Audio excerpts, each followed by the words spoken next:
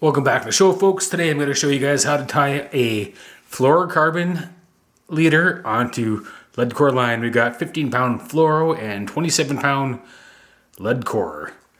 This will work with any. It's the same knot. It's the same knot with mono, and it'll be slightly different if you use braid. But if you're using for leader, why would you use braid anyways? I don't know. So there is. First thing you need to do is just check the end of your line, and you'll see why in a minute. You just want to make sure that it's nice and smooth and there's no frayed ends on the top. So just check that out, make sure it's nice and smooth. And just do the same with your braid. Make sure it's not too jaggedy, and you'll see why in a few minutes. So here is your lead core line. You're just gonna peel some back here. Probably like, I don't know, this much, maybe, yeah, like that. And just, doesn't take much to break it off. So in the lead, there is zero strength. All this is for is to get the line down deeper into the water column. So you don't have to worry about removing that. There's no strength in that. All the strength is in this sheathing. So the lead goes up to here now. You got all this exposed. No lead in there. So now what you want to do is you want to make a big loop knot.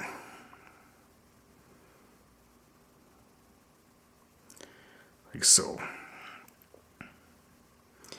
And the secret to doing this is to make sure that the loop knot is still where there's still lead in it. Don't put the loop knot over here.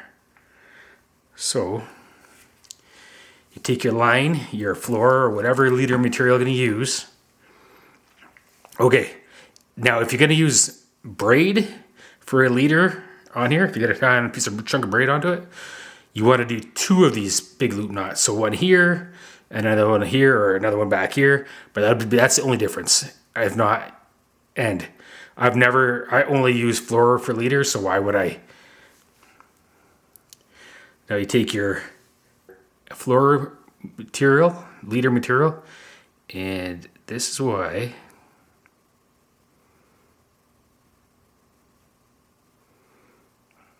you don't want any jaggedy edges. So I just pushed this fluoro inside, and if there's any jaggedy edges on it, it'll get caught up. It'll be hard to push in. So just push that lead material all the way down inside to where it meets the lead. Oh, there we go. So just check, make sure. Yep, it's all the way up there. Now I just lay it down for ease of doing this. Now we got your there's a joint right there, and here's a big loop knot here. So I'm just going to walk this line up.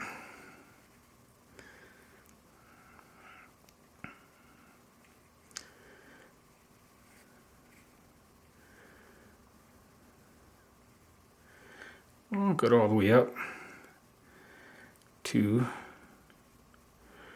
yeah. And then tighten her up a little bit. Get her right up here. I like to try to get it as close. This is called the Willis knot or the Wilson knot. Or the Willie's knot. I think it's the Willis knot. And you just tighten that up. Cinch up that thing. Give it a pull. There. What's super nice about this is it'll go through your guides in your rod. If you have a swivel on there, they'll bounce off the guides, and sometimes if you have too big of a swivel, they won't go inside the guides or do damage to your guides. And if you could also use a back-to-back uni knot on this, but the knot becomes quite a bit bigger on there, and again, it may not go through your guides nicely, so this is the only way to do it. It's super easy to do.